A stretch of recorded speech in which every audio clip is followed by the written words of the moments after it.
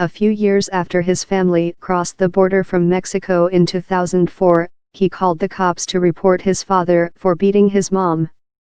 The police intervened, his dad got deported, and Gabriel and his family eventually received U visas, reserved for undocumented victims of crimes who cooperate with police.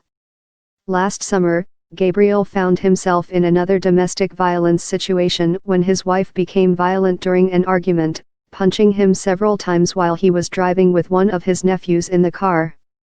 He says he pulled over and called the police, hoping they could help him defuse the situation. But when the cops arrived, Gabriel says his wife accused him of assaulting her and he was the one who wound up in handcuffs. Because he was arrested in Frederick County, MD, where sheriff's deputies have been engaged in a partnership with Immigration and Customs Enforcement to help enforce federal immigration law since 2008, Gabriel was asked about his immigration status upon being taken to the local jail/detention center. Gabriel says he was released that day without bond, and when he showed up to court, the prosecutor decided not to pursue the case. He was relieved, but even though the case was cleared, his information had already been entered into ICE's system, and when he returned from visiting his family in Mexico in February, Gabriel discovered that the incident had repercussions. He says he was pulled aside while going through customs and told by an immigration agent that if he gets arrested again, he'll be deported. Gabriel's story is just one example of the real-life ramifications of the 287G program, a long-standing and controversial federal program that trains and deputizes state and local police officers to enforce some aspects of federal immigration law. Participation in the program has varied over the years, but is being revived under the Trump administration. Gabriel had the misfortune to live in one of a small number of jurisdictions, a total of 78 in 20 states, double from a year ago, that are currently enrolled. Such ICE partnerships exist in both rural and urban areas across the United States, though a large percentage of jurisdictions currently enrolled in 287G agreements are located in the Southeast and in Texas, where 18 county sheriff's offices have enlisted since last year. The blandly branded 287G program dates back to 1996, when it was enacted as part of that year's Illegal Immigration Reform and Immigrant Responsibility Act, known by the equally catchy abbreviation, IIRA. Through the program, state and local law enforcement agencies request a written agreement with the Department of Homeland Security to deputize under ICE supervision a select few officers within their agencies, who must be U.S. citizens with at least a year of law enforcement experience, to enforce federal immigration laws in addition to their regular police duties. Over the past 22 years, the 287G program has undergone a number of changes. Federal funding for the training and oversight aspects of the program peaked under the Obama administration between 2010 and 2013, then declined as some local agencies chose to withdraw, citing among other factors the program's high cost and relatively little emphasis on serious criminal offenders, among other concerns.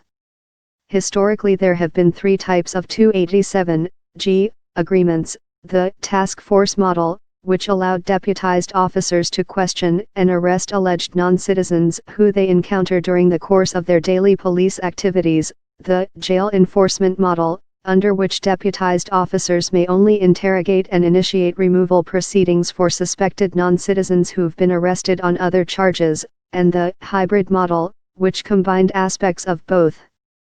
But at the end of 2012, amid concerns about the program's effectiveness and potential for abuse, ICE announced it would discontinue the task force and hybrid models.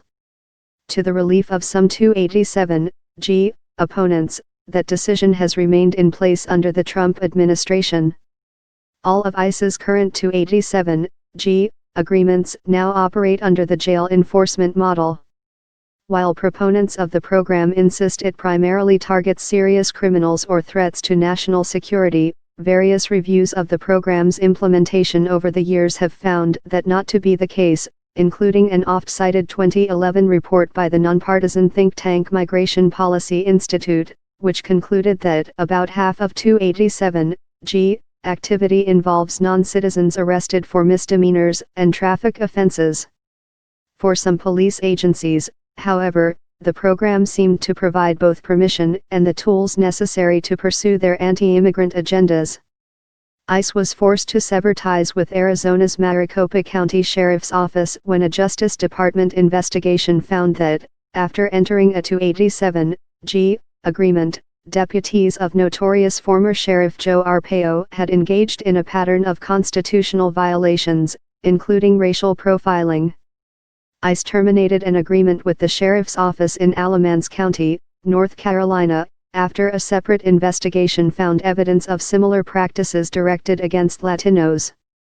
"Why are we identifying foreign-born gang members?" the former ICE official asked, noting that plenty of foreign-born people may be citizens or otherwise legally authorized to be in the country. "That's when you start getting into this idea of profiling, because you're looking for foreign-born individuals," the former official said.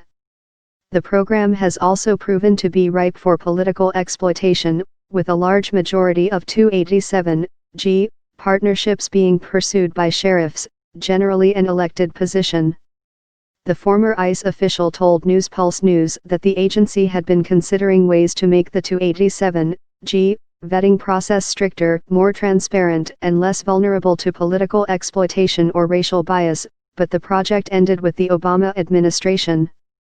Less than a week after Trump took office, he called for expanding the 287G program in his executive order on enhancing public safety in the interior of the United States.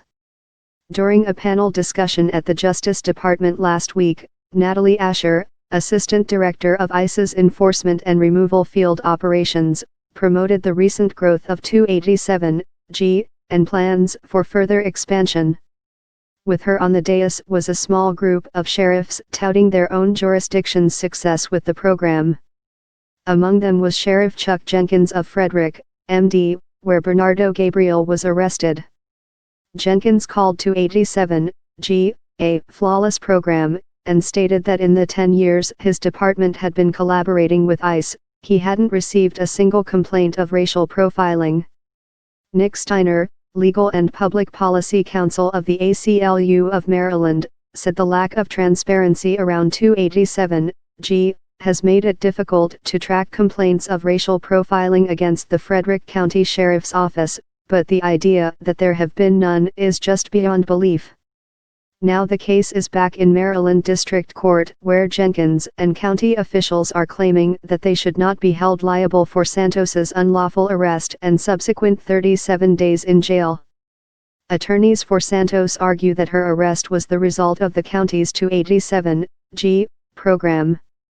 Jenkins has maintained that the Santos case had nothing to do with Frederick County's ICE partnership, noting that the deputies involved were not trained under the county's 287G program, which operates under the jail enforcement model.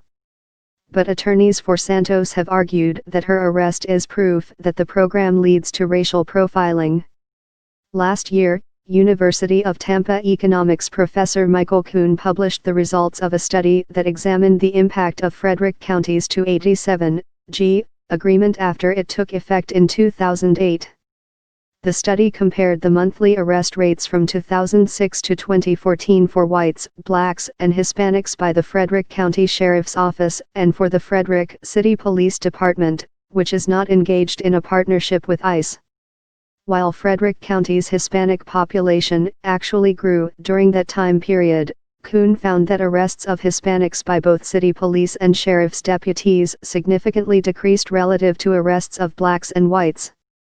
Given that crimes most commonly involve victims and perpetrators of the same race, Kuhn inferred that the implementation of 287G in Frederick County had a chilling effect, leading fewer Hispanic residents to report crimes to avoid any interaction with law enforcement. Jenkins dismissed the report as nonsense at the time. But a variety of other research has highlighted similar trends in other communities with 287G agreements.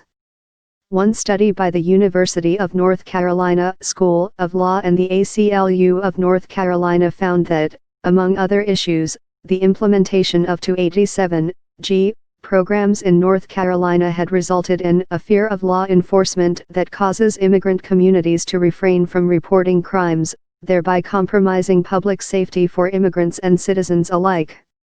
In Maricopa County, neighborhood sweeps and other aggressive efforts to pursue illegal immigrants not only eroded trust between the community and local law enforcement, but also led the sheriff's office to neglect its other law enforcement duties, allowing a rash of alleged sex crimes, including child molestation, to go virtually ignored.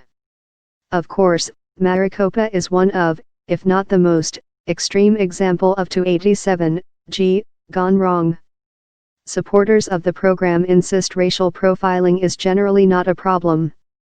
I understand there have been some agencies that have pulled out of the program, some that have been removed from the program for reported abuses, but I don't see it as a problem, said Sheriff A.J. Louderback of Jackson County, Texas.